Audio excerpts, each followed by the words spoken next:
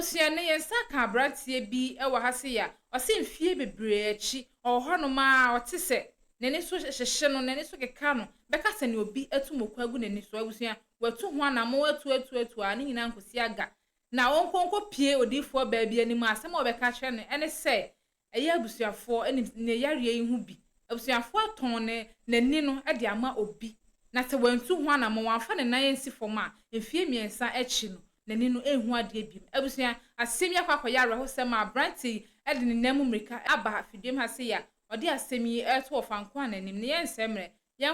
yenkonko tie ye ba ne aka chibia no me de aba be down na afia futu bi e wo honom ne afa ede eto ye ho yenkonko hwe video no brasisi ya abranti emo adwo fayo fala pato ma ne so kakra treyi ya ma wano nko kasemu na no mame wai e ba cho mate ye froze ba cho fe me Hamza e ba cho ane Hamza odi mfie say ba cho ma di 20 years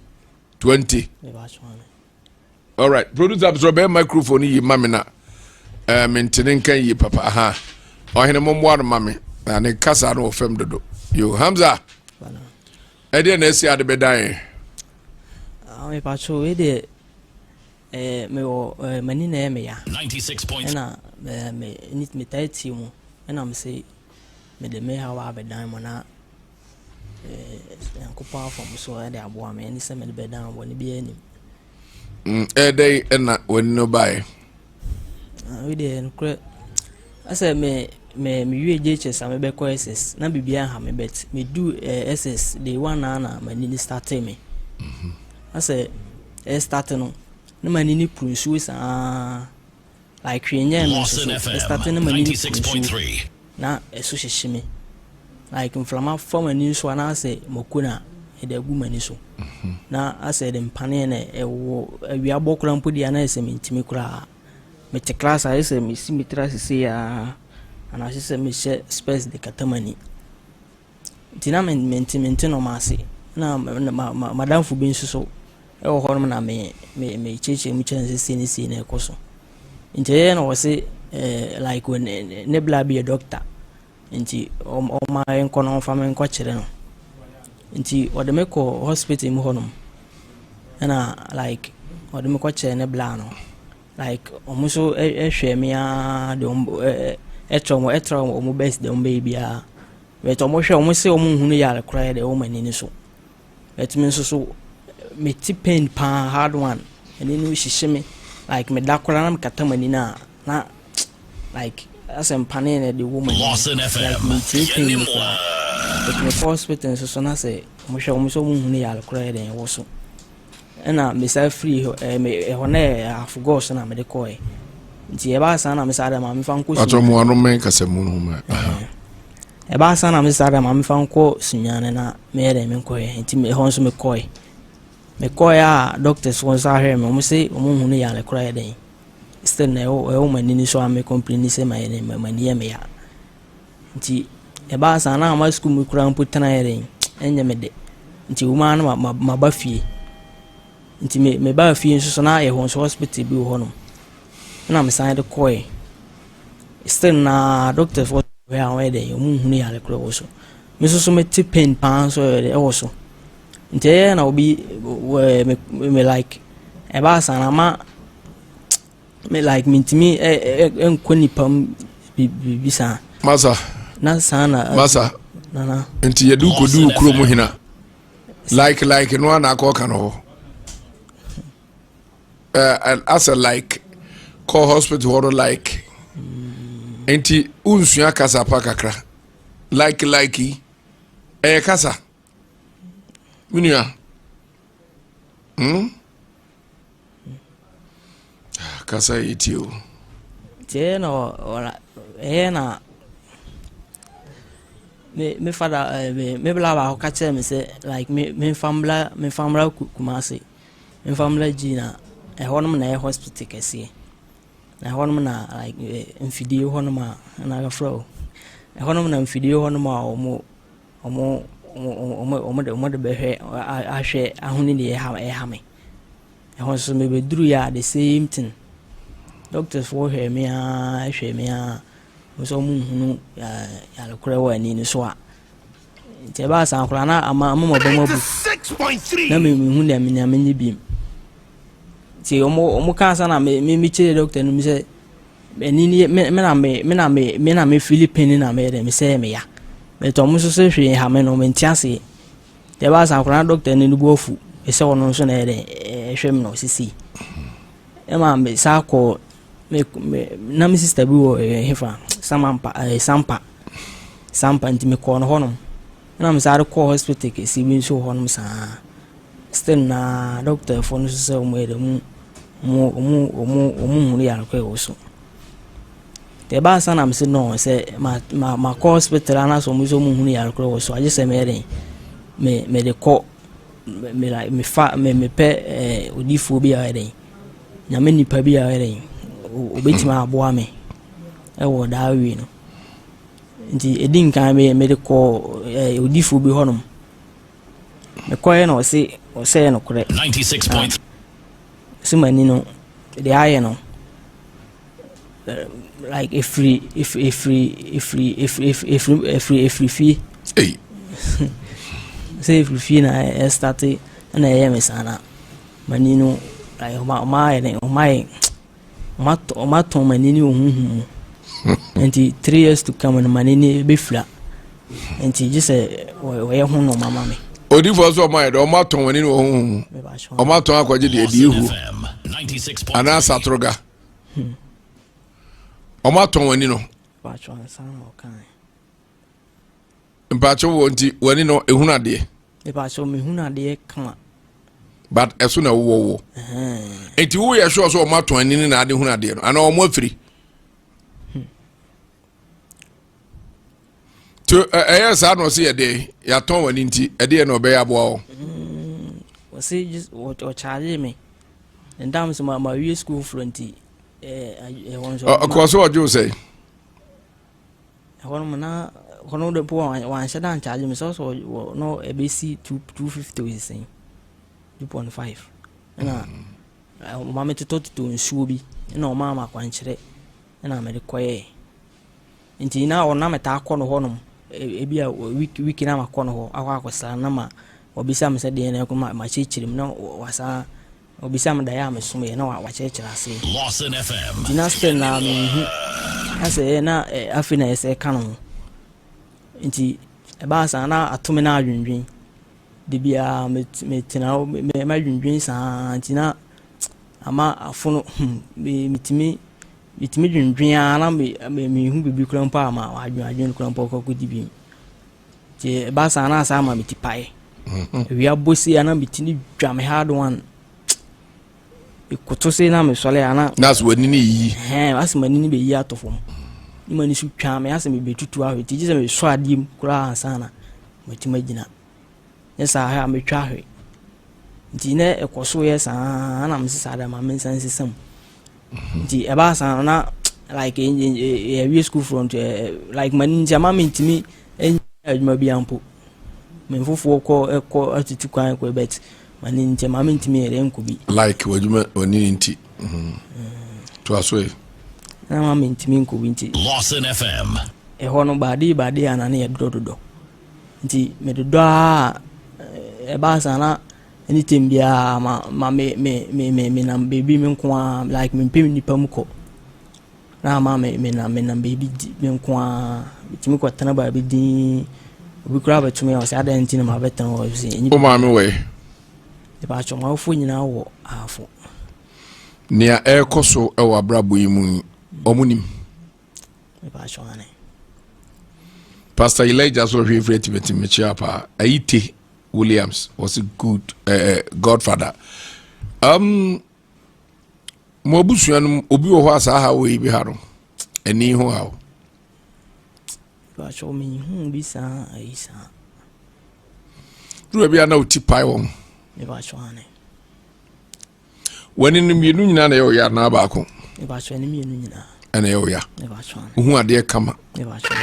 Beti ya de so no wo enframa fa so a. ne e shishime ase mokupa na e de Yede aguso. Kwa ya sabe o ma oduru guso ana. me pa so ando de bebre nti tu wa bi kura na omo ma me ana me se me mfa ngusu bi na mpache wo free say how no ba so no odi akoba bia ama akoba se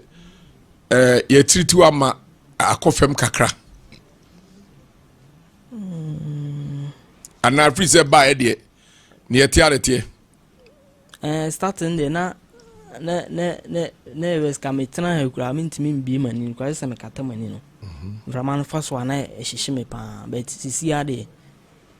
me tututu ana mo na mu se ekofom kakra but still na toda na e kan ho ana se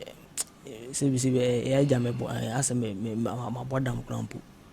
96.3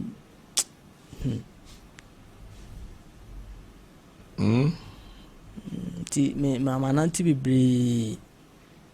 ya ba sana me yese de mama me sisam na me sanko dia mama pe radio bi san ya na me kwatana ba bi din na me ti ti se man ti se odifo we de kasa nti ya ba sana na ma fa na number na ma friend na di nkumo sisi no wa kire me na kire kwan ti me didi pa kra na ma bobo 96.3 bi on so na ma ka kire me fada na wono so ma me kakra na me da kan na me ko ekodua ba de mi sa ko mi chere no o ma me like oil bi ni su bi se ene samna me fa ko dwale no so me ko wi ma me no as mi tua 3.5 me ko wi ma hu bibia na udi foforo bi so me san ko no me tina o kan radio so wo se wani no se at the moment no be mana ko horma wani ne bet eso be da horma ma like ube hu ade kre kra ma wa be won at the moment no so aja manini yem ti disamante di oye na me dentam so aja kweduma na ne ba pa ado nanti ebi su na me force ya Lawson FM we na me flame na kura na mfa da wa kwantu if so kakra na ye na e de adidi me frɛ na ɔse bi ni hɔ no na me kaya no ɔfo so na pay 200 bi di so mo so na me de kɔe no ɔno so e charge me 500 ti o charge me na me se no de me nya na me srɛ no me onti me so na ask de me de buy ko ka so oje amenya roll fair crown fanko ena oye na o ka sale man 300 no ma me de 500 to a db so na de aka no me send man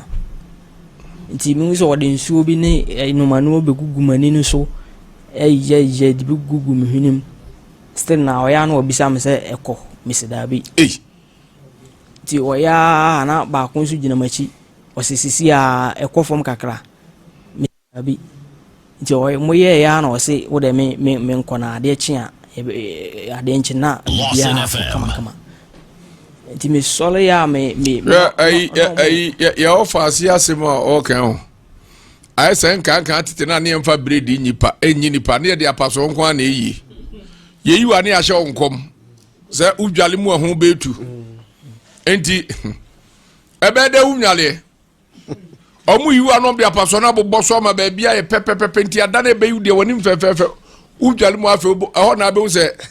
ebi osuru bi wo fe be chine tinyi na fukura se anti odi so agunani so awa so demo anko na mo nko fi okọ ho a besa da support tini oye nyina mfa nti me pie ko wani kakra na ma se me stipend no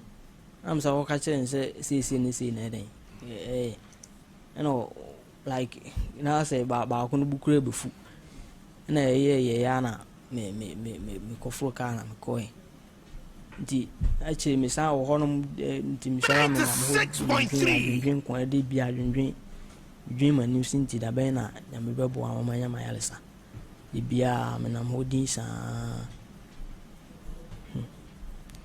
am sa te ba ko bin kan so ewo bibia ni ti me koye no ono ni che mu se de ya chole kasagum o se de ko no se anu wode pa na jise me like o be o ya kwanse bi mame nje no charge me 1500 and I'm say 1,500 no me student my school na me nyejuma bia na papa na na edo na me say sika na o ka no me sele na onye bibi fa ho ma me no se je se o eno no je se o de bi to tu aboba ne no ma na o de ya akwankyere no no de ya akwankyere ma me nti e ba sa na me sa de waka sa de mate nti se me kofie ko boa me ho ba ena o bi bible bi na me de o ma me de 100 cedis shemi 96.3 di eno na chi no sa e ma me de 50 cedis e ma no no se me kwaya kwankyere ba de ande o be ma me no o de coke no hwie so no de oil kakra bi so no de bo kukuwa bi tum no kata so no de ma me se me mfa nko nti me kwa me mfa nwale 3 days me wi a bo no me nyina me frɛ no nkyere me de me de be nti me frɛ no se 300 no kan no e ka mu 200 nti me send me la no nkyere me Lawson FM 96.3 na me se me man for ko school awi o na me se sa atwen kese ni me se sa 200 me nyenyan nti me nyenyan nti me nya bia me be send no ti akwankyere na amaso feel ho ankyere me akwankyere na me de bo na ni nko to ho no ene se e bonda so da ho enu bebi kura mpa me de to empo menu asenu nana kafra why de bia be fine nyame ti ase wa ba haidie kwa koma to ye mwate medafo mama nsanso na wasibiem sa oje brani ekokọ share video ni koti abrante ne numu nsama odi etudwa e baaye na busua yare aja se yare mowa uhu de wi yare eti na mefa sa akonya weisu na me de etu ye nuanom bifu obi wo hɔ no mo hu so obi edidem anase sebe yare bia ba beda ne so a wakon enkwa na nipa na fa sa akonya ne so na ode sere no na o kansem ya bi e de kyerɛ no Bible say ne nam ne so na sintidua beto obi no de ondue enti so obi edidem obi ani afra na wo de ne yare no esere no wo de di na tem wo de kansem ya e de kyerɛ na abusia why imagine nipa no fedro no no wu a hune se asodie bia abeda wo so wasoa ne bone wagene bone nyina ide asoa obebu ho atan nti so obi yare a yen chichi ne re yen kansem de enkyere no se yen hye ne nkran se ye den a enkyenche wo na afi bibia wo na wieye nti ne wo fem no betu obeye de wo befiri mu afi yeni omon kasa ne yen twe omon mata ye ho yen mo mu hu se omon so mfaso obi di dem a eno nkyere se waye den onye nipa wo eno nkyere se onka nipa ho ye maamu ha se ni akoye se obi di dem a obi twi ne to ase a onye nipa ekwan ya de ne befa so obi krampo men no ona ma no wa ya ankonam nso na enye sa na wo se ekọ no omi entwe omon mata ye ho eyemfumso bi na aba yamfa wo no eyemfumso bi eye bibi nti na we nyina asi na yemfa ne se yenso se nya ono akom no yenso betumi akosa situation na abi mu nti sa wo de ye onyonko a kan hu se o chena bi no wonso betumi akosa situation na abi mu obi nso bed ebedi na wo kra no yamfa ndi wo kra na eye din a wo bewo wo nua wo abusuafo